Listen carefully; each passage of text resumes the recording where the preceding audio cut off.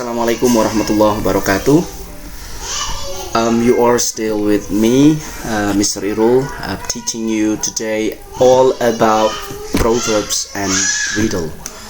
You know what?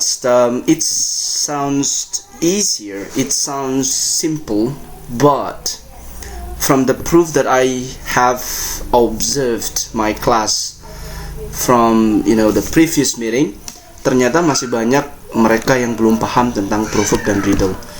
Kalau minggu kemarin kita sudah coba share proverb dan riddle melalui YouTube orang lain. Nah, ternyata ada dari mereka yang masih bingung, ada yang belum nonton. Nah, saya berharap dengan konten yang memang bisa Irul siapkan sendiri, so I think you can get easier understanding related to what our topic today. Saya coba memberikan perspektif and a lot more exercises related to proverbs and riddle. Are you ready? Jangan lupa sebelum kita mulai, mari kita berdoa. Semoga kita diberikan ilmu yang bermanfaat, barokah, dan tentu saja orang tua kita di rumah juga diberikan kesehatan, rizki yang berkah dan murah. Okay, let's pray together. Okay, thank you. Dan we go straight to our topic today. Ini adalah introduction ya. Awalannya adalah in our culture, have you heard these expressions? Hemat pangkal kaya, besar pasak daripada tiang, gitu ya. Ada udang di balik batu. Can you tell the meaning? Those examples are called peribahasa Indonesia or proverbs in English. Jadi sekali lagi, proverbs itu adalah peribahasa gitu ya, ungkapan-ungkapan yang biasa kita temukan dalam budaya-budaya.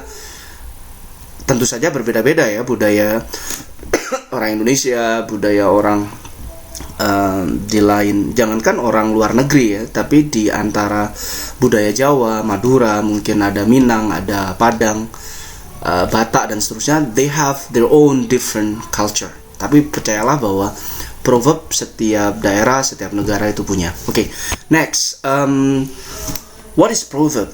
Every culture has a collection of wise saying that offer advice about how to live your life. Jadi ini menarik ya. Jadi every culture has a collection of wise saying that offer advice about how to live your life. Jadi bacanya live sebagai kata kerja, life sebagai kata benda. Nah, ini kalian sambil belajar pronunciation ya. Setiap budaya memiliki kumpulan ya, collection itu bisa kumpulan, wise itu bijak, saying itu kata-kata, berarti kumpulan kata-kata bijak. Dalam bahasa Inggris cara menerjemahkan berbalik ya, dalam bahasa Indonesia itu, kalau bahasa Indonesia mungkin tetap ya, jadi sesuai, tapi maksudnya berbalik, jadi kata-kata bijak that offer, yang menunjukkan gitu ya, yang menyatakan advice, yaitu nasihat bisa jadi ya, about bagaimana how to live gitu ya, bagaimana kita hidup dalam your life gitu ya, how to live your life gitu ya, bagaimana kita hidup dalam kehidupan kita atau Anda semuanya. These saying are called by proverb. Nah, hal itu disebut dengan proverbs. Mudah-mudahan ini lebih jelas ya dari di buku sebenarnya ada, but I'm not sure you are reading it very carefully and then comprehensively ya. Nah, dengan konten ini, I hope you get more understanding, easier understanding to learn. Contoh misalnya, time is money, waktu adalah uang. Jadi artinya adalah waktu sangat berharga atau penting, maka manusia harus menggunakan waktu sebaik mungkin. Itu adalah proverb dan riddle. Okay, proverb dan riddle itu menarik ya. Kalau proverb memang kata-kata bijak, sedangkan riddle itu nanti berkaitan dengan teka-teki ya, yang ya seperti halnya kuis ya. Oke, kita akan coba lihat habis ini. Oke, kinds of proverb, jenis-jenis ya. Kinds itu jenis-jenis dari kata-kata peribahasa ya, atau proverbs. Ada pepatah atau aphorisms, The proverbs offer advice, biasanya berupa nasihat. Contohnya, don't go too far in small. Don't go too far in small. Persoalan kecil jangan dibesar-besarkan gitu ya. Ini we can use don't go too far in small. Ada juga yang parable, perumpamaan ya, di majas-majas dalam bahasa Indonesia kalian mungkin juga sudah tahu itu ya. Perumpamaan. Contohnya adalah that has a moral lessons and has parable.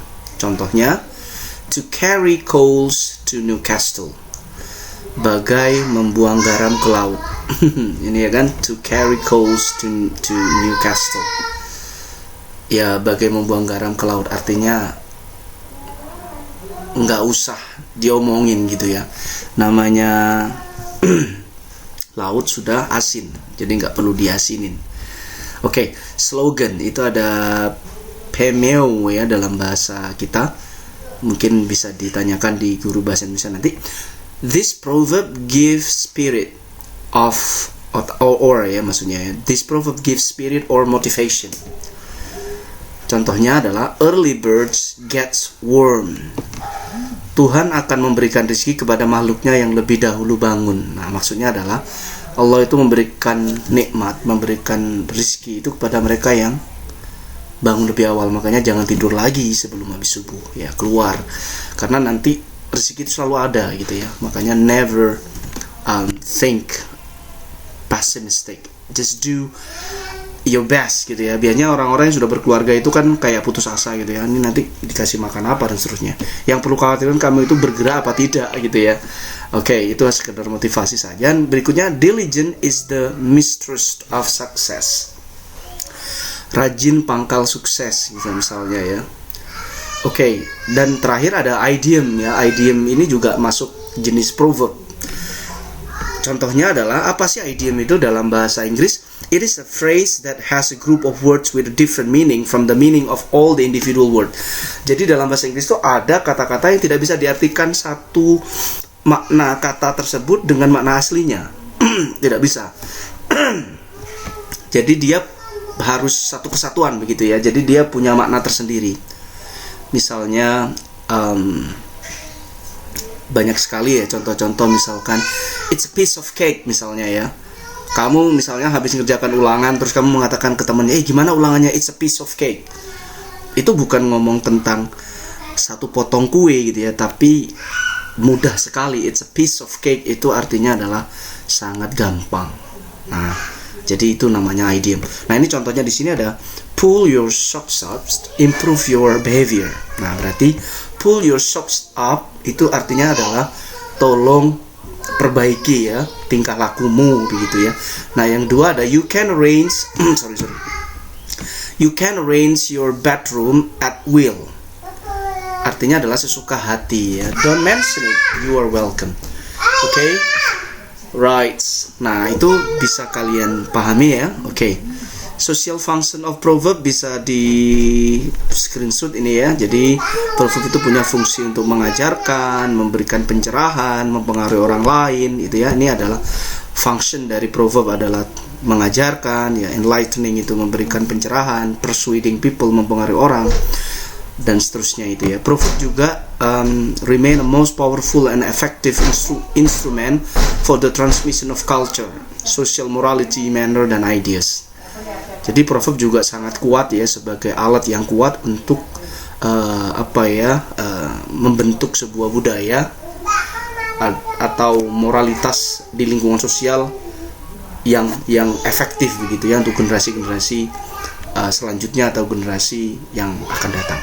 Proverb dan proverbial saying have for centuries been equally popular with all nation, dan seterusnya ya, bisa kalian ini sendiri. Nah, structure of proverbs. Nah, ini di bukunya kalian juga sudah ada, cuman ini adalah tambahan saja. Opposite, parallel ya, similar, parallel, single statement. Proverb ternyata juga ada jenis-jenisnya ya, dari struktur dari proverb itu sendiri ya. Bisa comparison, bisa descriptive list, atau use of clause, instruction. Oke, next. Nah, sekarang tiba ke riddle. Riddle itu apa sih? Riddle itu adalah type of poetry that describes something without actually naming what it is, gitu ya. Riddle itu adalah jenis seperti halnya puisi begitu yang mendeskripsikan sesuatu tanpa memberikan nama kepada benda tersebut. Jadi kayak kuis seperti itu. Leaving the reader to guess, dan justru membuat pembacanya menebak-nebak apa itu, gitu ya. Contohnya di sini ada banyak ya, misalnya it is an animal. It's an orange black. It has stripes. It has 4 paws. It lives in the jungle. What is it? It is a tiger. Itu apa ya? Jenis riddle juga. Nah, juga mungkin ini bisa mudah ketebak karena ada deskripsi yang tanpa memberikan nama tapi sudah bisa menebak, gitu ya. Ada juga misalnya I have 3 eyes all in row. When the red one opens, all freeze. Ini ya menariknya ya. Saya punya 3 mata. Semuanya dalam satu susunan, gitu ya. Dalam satu row itu berjejer, gitu ya. When the red one opens, ketika yang merah itu terbuka, semuanya all freeze, semuanya mati, gitu ya. All freeze itu semuanya padam lah, boleh dikatakan begitu. Berarti I am traffic lights. Nah, seperti itu. Riddle hampir mirip dengan sebuah teka-teki yang orang lain harus menebaknya, gitu ya. Riddle juga bisa tentang anything. Dari riddles about animal to riddle about object, mungkin tentang binatang atau mungkin objek tertentu yang ingin kita berikan, gitu ya, kepada orang lain untuk dijawab. There are no rules. Jadi tidak ada aturan sih bagaimana kita buat riddle on how to structure riddle poems. A riddle can be funny ya. Riddle itu juga bisa menjadi hal yang lucu. It can be rhyme, gitu ya. It depends on the person writing the riddle. Oke. Tanpa mengurangi waktu, kita langsung praktek bagaimana riddle dan proverb dalam soal-soal bahasa Inggris. Ya, oke. Seperti biasa kita akan menggunakan quiz untuk membantu penjelasan saya. I hope you are ready with that. Okay, here we go. Nah, kita start ya. Nah, gimana sih cara menjawabnya? Dari materi yang tadi kita sudah bahas.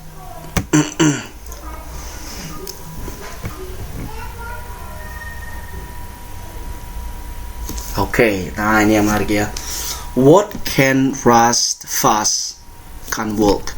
Apa sih yang bisa berlari cepat tetapi nggak bisa jalan? Nah, apakah rabbit? Apakah water? Apakah fire? Apakah horse? Dia apa yang bisa berlari cepat tetapi tidak bisa jalan? Nah, apa kira-kira? Can you guess that? Apakah air ya? Apakah ini ungkapan saja ya? Ini kira-kira masuk apa? Riddle ataukah proverbs? Ya, tentu saja ini riddle ya. Oke, kita coba ke fire. Is it true or not? Nah, ternyata salah. Yang betul adalah water. Oke. Jadi seperti itu ya. Jadi kalian harus hati-hati untuk menjawabnya. Misalnya lagi, what to think can you never eat for breakfast? Nah, ini menarik juga. Ini juga riddle ya. What to think can you never eat for breakfast? Apa sih 2 hal yang tidak bisa kamu makan untuk sarapan? Water and fruits bisa. Eggs and bacons bisa. Lunch and breakfast? Ice cream and cake? Tentu saja juga bisa. Ice cream and cake bisa juga untuk breakfast kan? Bebas. Tapi yang ini yang tidak bisa. Kita coba. Iya, correct. Nah, seperti itu ya. Jadi harus hati-hati. Nah, ini yang menarik juga. When it is alive we sing. Nah, ketika ini, it itu berarti yang harus kita tebak ya. Ketika ini hidup kita bernyanyi. Ini itu apa? Bendanya kita harus menebak. When it is dead we clap our hands. Ketika ini itu mati, kita tepuk tangan ya, tepuk tangan. What it is? Ya, what is it? What is it? Apakah human soul? Apakah jiwa kita? Apakah birthday candle? Ataukah lilin lampu lilin ulang tahun? Apakah angin? Apakah sunlight? Kalau dia hidup kita bernyanyi. Kalau dia mati kita tepuk tangan. Ya, kita ditebakkan apa kira-kira? Birthday candle. Yes. Nah, seperti itu. Ini mana yang contoh proverb ya? Kita coba contoh proverb. Nah, ini kalau tadi masih riddle, nah ini yang proverb. Don't beat the hands that feed you. Nah, the meaning of the proverb itu apa gitu ya? Sekali lagi, jangan terburu-buru. Meskipun tanda di sini ini kadang anak-anak itu terburu-buru, tapi Mr. Irul di sini menilai akurasi kalian. Meskipun ini habis tapi benar, itu lebih baik daripada ini belum selesai gitu ya waktunya tapi salah. Of course, it's for me it's not good. Kak, syukur-syukur ini belum selesai kok benar. Wow, it's amazing. Don't be the hands that feed you. Apa kira-kira? The meaning of the proverb is jangan menggigit tangan yang memberimu makan gitu ya. Ini kalau diartikan don't beat, jangan menggigit the hand, tangan-tangan yang feed you, yang memberimu makan. Yang feed itu kayak memberikan kamu makan ya.